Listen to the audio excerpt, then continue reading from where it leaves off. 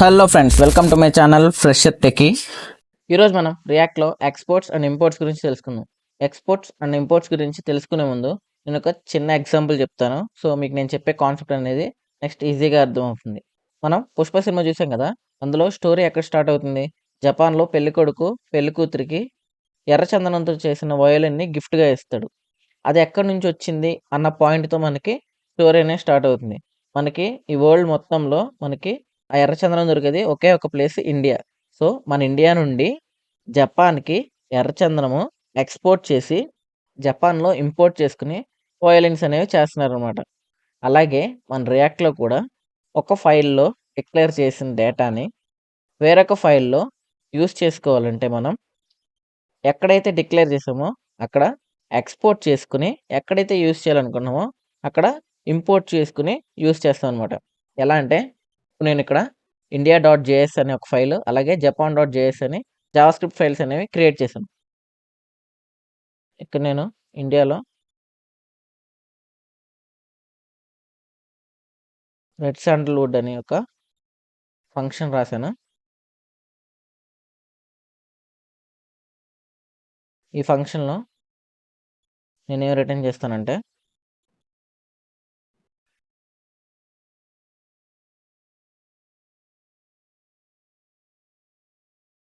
Red sandalwood అని రాశాను. So ఏం చెప్తుందంటే ఇక్కడ ఇండియాలో ఉన్న రెడ్ శాండల్వుడ్ని నేను జపాన్లో యూస్ చేయాలంటే ఫస్ట్ ఇండియా నుండి ఎక్స్పోర్ట్ చేయాలి. ఓకేనా? మనకి 2 టైప్స్ ఆఫ్ ఎక్స్పోర్ట్స్ ఉన్నాయి రియాక్ట్లో. ఒకటి నేమ్డ్ ఎక్స్పోర్ట్స్, రెండోది వచ్చేసరికి డిఫాల్ట్ ఎక్స్పోర్ట్. మనం ఇప్పుడు డిఫాల్ట్ ఎక్స్పోర్ట్ గురించి మాట్లాడుకుందాం. మనం డిఫాల్ట్ ఎక్స్పోర్ట్ అనేది ఎలా యూస్ చేస్తామంటే ఎక్స్పోర్ట్ డిఫాల్ట్, అలాగే మనం ఏదైతే ఫంక్షన్ నేమ్ క్రియేట్ చేసామో ఆ ఫంక్షన్ నేమ్ అనమాట. ఓకేనా? మనం డిఫాల్ట్ ఎక్స్పోర్ట్ అనేది ఎలా చేస్తామంటే ఎక్స్పోర్ట్ అండ్ డిఫాల్ట్ ఈ 2 కీవర్డ్స్ యూస్ చేసి మనం డిఫాల్ట్ ఎక్స్పోర్ట్ అనేది యూస్ చేస్తాం. ఇక్కడ నేను ఇండియాలో దొరికే రెడ్ శాండల్ని ఎక్స్పోర్ట్ చేశాను. సో జపాన్లో వాళ్ళు వయోలెన్స్ చేయాలంటే ఫస్ట్ ఇంపోర్ట్ చేసుకోవాలి. ఎలా ఇంపోర్ట్ చేసుకుంటామంటే ఇంపోర్ట్ కీవర్డ్ యూస్ చేసి ఇంపోర్ట్ చేసుకుంటాం. ఇంపోర్ట్ ఏం ఇంపోర్ట్ చేసుకున్నాం? Red sandalwood from India. ఇప్పుడు ఇంపోర్ట్ చేసుకున్న రెడ్ శాండల్వుడ్ని ఇక్కడ యూస్ చేస్తున్నాను అనమాట. రెడ్ శాండల్వుడ్ నేను సేవ్ చేశాను. చూసారు కదా, మనకి రెడ్ శాండల్వుడ్ అనేది వచ్చింది. ఇక్కడ ఏం చేసామంటే మనం ఇండియా అనే ఒక జావాస్క్రిప్ట్ ఫైల్లో రెడ్ శాండల్వుడ్ అన్న ఫంక్షన్ క్రియేట్ చేసి దాన్ని ఎక్స్పోర్ట్ డిఫాల్ట్ అన్న కీవర్డ్స్తో డిఫాల్ట్ ఎక్స్పోర్ట్ చేసి జపాన్లో ఇంపోర్ట్ కీవర్డ్ యూస్ చేసి మనం ఆ రెడ్ శాండల్వుడ్ని ఇంపోర్ట్ చేసుకుని ఇక్కడ యూస్ చేసుకుంటున్నాం అనమాట. సేమ్ పుష్ప మూవీలో లానే. ఓకేనా? దీనిలో మనకి మెయిన్గా 2 రూల్స్ ఉన్నాయి. ఏంటంటే మనం ఎప్పుడైతే ఎక్స్పోర్ట్ చేస్తామో అప్పుడు మనం ఏ నేమ్తో అయితే డిక్లేర్ చేసామో ఆ నేమ్నే యూస్ చేయాలి. ఓకేనా? ఇక్కడ నేను ఫంక్షన్ని రెడ్ శాండల్వుడ్ అని ఇచ్చాను కదా, సో ఎక్స్పోర్ట్ చేసేటప్పుడు కూడా సేమ్ అదే నేమ్తో ఎక్స్పోర్ట్ చేయాలి. ఓకేనా? ఇక్కడ మనం సపరేట్ లైన్ రాసాం కదా, సో సపరేట్ లైన్ కూడా ఏం రాయవసరం లేదు, ఇక్కడే రాసుకోవచ్చు. ఎక్స్పోర్ట్ డిఫాల్ట్ ఇలా రాసిన మనకి సేమ్ ఏ చేంజ్ అయితే రాదు, సేమ్ అవుట్పుట్ అయితే వస్తుంది. ఓకేనా? అది రూల్ నెంబర్ 1. రూల్ నెంబర్ 1 ఏంటి? మనం ఏ నేమ్తో అయితే క్రియేట్ చేసామో ఆ నేమ్తోనే ఎక్స్పోర్ట్ చేయాలి. ఓకేనా? రూల్ నెంబర్ 2 ఏంటంటే మనం ఒక ఫైల్లో ఓన్లీ ఒక డిఫాల్ట్ ఎక్స్పోర్ట్ మాత్రమే యూస్ చేయగలం. 2 డిఫాల్ట్ ఎక్స్పోర్ట్స్లో మనం యూస్ చేయలేం. ఒకవేళ యూస్ చేస్తే ఏమవుతుందో చూపిస్తాను. ఇక్కడ నేను కాన్స్ట్ యూజర్ అని ఒక ఆబ్జెక్ట్ క్రియేట్ చేస్తున్నాను. ఇందులో నేమ్ పుష్ప, అలాగే ప్లేస్ వచ్చేసి తిరుపతి అన్న సేవ్ చేశాను. ఇందాక ఫంక్షన్ని ఎక్స్పోర్ట్ చేసాం కదా, ఇప్పుడు యూజర్ అన్న ఆబ్జెక్ట్ని డిఫాల్ట్ ఎక్స్పోర్ట్ చేయడానికి ట్రై చేద్దాం. ఎక్స్పోర్ట్ డిఫాల్ట్ మనం దేంతో డిక్లేర్ చేసాం ఆబ్జెక్ట్ని? యూజర్ అన్న వేరియబుల్తో డిక్లేర్ చేసాం. So user. ఇప్పుడు నేను సేవ్ చేస్తాను, ఎర్రర్ అయితే వస్తుంది. చూసారు కదా, మనకి ఎర్రర్ అయితే వచ్చింది. ఏం ఎర్రర్? ఇక్కడ చూడండి, only one default export allowed for module. ఒక మాడ్యూల్కి అంటే ఒక ఫైల్కి ఓన్లీ మనం ఒక డిఫాల్ట్ ఎక్స్పోర్ట్ మాత్రమే చేయగలం, ఒకటి కన్నా ఎక్కువ చేయలేం. అర్థమైంది కదా. ఇప్పుడు మనం ఇంపోర్ట్ రూల్స్ తెలుసుకుందాం. మనం డిఫాల్ట్ ఎక్స్పోర్ట్స్తో ఎక్స్పోర్ట్ చేసినది ఏదైనా ఇంపోర్ట్ చేసుకునేటప్పుడు మనం ఏ నేమ్తో అయినా ఇంపోర్ట్ చేసుకోవచ్చు. అంటే ఇక్కడ నేను రెడ్ శాండల్వుడ్ అన్న ఫంక్షన్ని ఎక్స్పోర్ట్ చేశాను. సో ఇంపోర్ట్ చేసుకునేటప్పుడు అదే నేమ్తో ఇంపోర్ట్ చేసుకోవచ్చు, లేదా వేరే నేమ్తో కూడా ఇంపోర్ట్ చేసుకోవచ్చు. ఇక్కడ నేను రెడ్ శాండల్వుడ్తో ఇంపోర్ట్ చేసుకున్నాను, సేమ్ మనకి అవుట్పుట్ అయితే వచ్చింది. ఇప్పుడు నేను రెడ్ శాండల్వుడ్తో కాదు, ఓన్లీ వుడ్ అని ఇస్తున్నాను. ఓకేనా. ఇప్పుడు సేవ్ చేస్తాను. మనకి అవుట్పుట్ అయితే ఏం చేంజ్ అవ్వలేదు, చూసారు కదా, సేమ్ అవుట్పుట్ అయితే ఉంది. ఈ విధంగా మనం డిఫాల్ట్ ఎక్స్పోర్ట్స్ అనేవి యూజ్ చేస్తాం. అలాగే ఇప్పుడు మనం నేమ్డ్ ఎక్స్పోర్ట్స్ గురించి మాట్లాడుకుందాం. నేమ్డ్ ఎక్స్పోర్ట్స్ అనేవి ఎప్పుడు యూజ్ అయితే అంటే, ఒక ఫైల్ నుండి మనం మల్టిపుల్ ఎక్స్పోర్ట్స్ చేయాలనుకున్నప్పుడు మనకి నేమ్డ్ ఎక్స్పోర్ట్స్ అనేవి యూజ్ అవుతాయి. ఇక్కడ మనం డిఫాల్ట్ ఎక్స్పోర్ట్స్ యూజ్ చేసి మల్టిపుల్ ఎక్స్పోర్ట్స్ చేయగలమా? చేయలేం. ఎందుకంటే ఓన్లీ ఒక్కసారి మాత్రమే మనం డిఫాల్ట్ ఎక్స్పోర్ట్ అనేది యూజ్ చేయగలం ఒక ఫైల్లో. సో మనం నేమ్డ్ ఎక్స్పోర్ట్స్ అనేవి యూజ్ చేస్తాం. నేమ్డ్ ఎక్స్పోర్ట్ ఎలా యూజ్ చేస్తామంటే, ఇక్కడ నేను యూజర్, ఆ యూజర్లో సేమ్ ఇందాకలాగా నేమ్ పుష్ప అని ఇస్తున్నాను. అలాగే ప్లేస్ తిరుపతి అని ఇస్తాను. సో ఇప్పుడు నేను ఈ యూజర్ని ఎక్స్పోర్ట్ చేయాలంటే ఎలా? మనం ఆల్రెడీ డిఫాల్ట్ ఎక్స్పోర్ట్ యూజ్ చేసాం, రెండోసారి యూజ్ చేయడం అవ్వదు. అప్పుడు మనం దీన్ని ఎక్స్పోర్ట్ చేయాలంటే మనం ఎక్కడైతే దాన్ని డిక్లేర్ చేసామో అక్కడే మనం ఎక్స్పోర్ట్ అన్న కీవర్డ్ యూజ్ చేసి ఎక్స్పోర్ట్ చేసేస్తాం. ఓకేనా. ఇక్కడ నేను యూజర్ అన్న ఆబ్జెక్ట్ డిక్లేర్ చేశాను కదా, ఇక్కడ నుంచే ఎక్స్పోర్ట్ అన్న కీవర్డ్ యూజ్ చేసి నేను ఈ యూజర్ అన్న ఆబ్జెక్ట్ని ఎక్స్పోర్ట్ చేశాను, సేవ్ చేశాను. ఈ యూజర్ని మనం జపాన్ అనే ఫైల్లో ఇంపోర్ట్ చేసుకోవాలి. ఎలా ఇంపోర్ట్ చేసుకోవాలంటే, ఇంపోర్ట్ మనం ఎప్పుడైనా నేమ్డ్ ఎక్స్పోర్ట్స్ని ఇంపోర్ట్ చేసుకునేటప్పుడు కర్లీ బ్రేసెస్లో ఇంపోర్ట్ చేసుకోవాలి. సో మనకి యూజర్ అనేది ఏంటి? నేమ్డ్ ఎక్స్పోర్ట్ కదా. సో దీన్ని ఇంపోర్ట్ చేసుకునేప్పుడు కర్లీ బ్రేసెస్లో యూజర్ అనేవాళ్ళు, కర్లీ బ్రేసెస్లో మనం ఇంపోర్ట్ చేసుకోవాలి. ఫ్రమ్ ఎక్కడి నుంచి ఇంపోర్ట్ చేసుకుంటున్నాం? ఇండియా నుండి ఇంపోర్ట్ చేసుకోవాలి. So India. ఇప్పుడు నేను కన్సోల్ లాగ్ ఆ యూజర్ని కన్సోల్ చేసి చూపిస్తాను.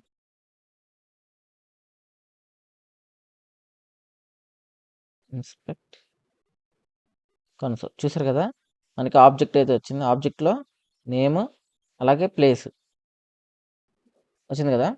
నేను కన్సోల్లో నేమ్, లేకపోతే మీకు కన్సోల్లో కాకుండా ఇక్కడ చూపిస్తాను. H1లో యూజర్ డాట్ నేమ్ కదా, రైట్. చూసారు కదా, మనకి పుష్ప అయితే వచ్చేసింది. అంటే మనకి ఈ నేమ్డ్ ఎక్స్పోర్ట్స్ యొక్క లెంత్, అంటే మనం డిక్లేర్ చేసిన వేరియబుల్ యొక్క వేరియబుల్ అనేది బాగా లెంత్ అయితే, అంటే ఇక్కడ మనకి చిన్న యూజర్ నేమ్ అని ఉంది, సరిపోయింది. ఇక్కడ నేను ఏం చేస్తానంటే, యూజర్ నేమ్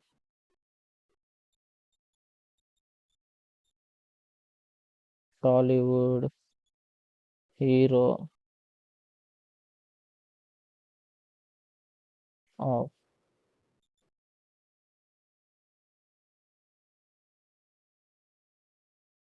ఇక్కడ మనకి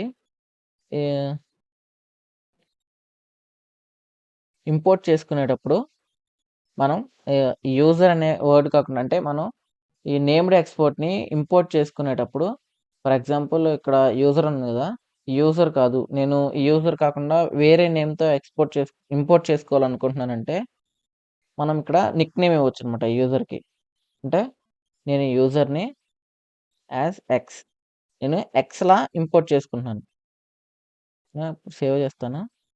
సేమ్ అవుట్పుట్ అయితే వచ్చింది మనకి, ఎటువంటి తేడా ఉండదు. ఇప్పుడు ఏంటంటే మనం ఇండియాలో ఉన్న యూజర్ని మనం జపాన్లో ఇంపోర్ట్ చేసుకునేటప్పుడు యూజర్ని ఎక్స్లా ఇంపోర్ట్ చేసుకుంటున్నాం, ఓకేనా.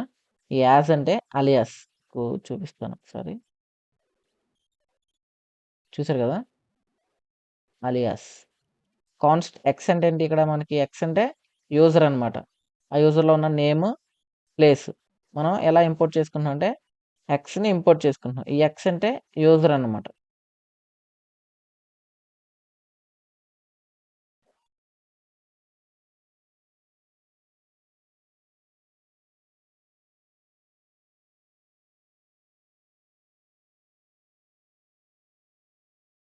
ఫర్ ఎగ్జాంపుల్ ఇప్పుడు మనకి ఇక్కడ యూజర్ అనే చిన్న వేరియబుల్ నేమ్ ఉంది. ఒకవేళ ఇక్కడ యూజర్ కాదు,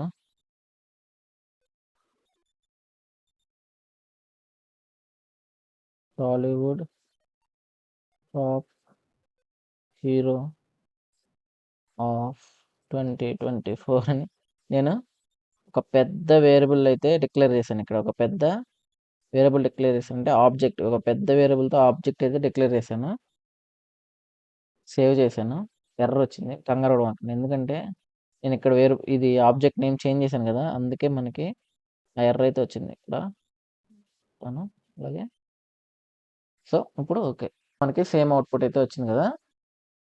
నేను ప్రతిసారి ఇలా టాలీవుడ్ టాప్ హీరో ఆఫ్ 2024 ఇలా యూజ్ చేయకుండా నేను సింపుల్గా దీన్ని ఎక్స్ అని అంటే అలియాస్ అనమాట. ఈ టాలీవుడ్ టాప్ హీరో 2024 అనే దానికి నేను ఈ ఎక్స్ అని నిక్ నేమ్ ఇస్తున్నాను. నిక్ నేమ్ అనుకోండి. ఇప్పుడు నేను యాక్సెస్ చేసేటప్పుడు కూడా ఎక్స్ డాట్ నేమ్ అంటే సరిపోతుంది. చూసారు కదా, మనకి పుష్ప అని వచ్చింది. అంటే మనకి ఈ టాలీవుడ్ టాప్ హీరో ఆఫ్ 2024 బదులు మనం ఈ ఎక్స్ అన్న వేరియబుల్ని రాస్తున్నాం అనమాట. అంటే అలియాస్, దీనికి బదులుగా మనం ఎక్స్తో వాల్యూస్ అనేవి యాక్సెస్ చేసుకుంటాం. ఈ విధంగా మనం ఎక్స్పోర్ట్స్ అండ్ ఇంపోర్ట్స్ అనేవి మన రియాక్ట్లో యూస్ చేస్తాం. మన రియల్ టైంలో రియాక్ట్ ప్రాజెక్ట్ యూస్ చేసేటప్పుడు మనం ఈ ఎక్స్పోర్ట్ని ఇంపోర్ట్ని ఎలా యూస్ చేస్తామో చూపిస్తాను. మీకు తెలుసు కదా, మనం క్రియేట్ చేసిన ప్రతి కాంపోనెంట్ అనేది ఖచ్చితంగా యాప్లో ఇంజెక్ట్ చేయాలి. అప్పుడే మనకి ఏదైతే కాంపోనెంట్ క్రియేట్ చేసామో ఆ కాంపోనెంట్ అనేది బ్రౌజర్లో కనబడుతుంది. జపాన్ అనే ఒక కాంపోనెంట్ క్రియేట్ చేశాను. దీనిలో హలో దిస్ ఈజ్ జపాన్ అని పెట్టాను, సేవ్ చేశాను. అలాగే ఇండియన్ కూడా H1 ట్యాగ్లో ఇస్తాను. హలో ఇండియన్ ఇస్తాను, సేవ్ చేస్తాను.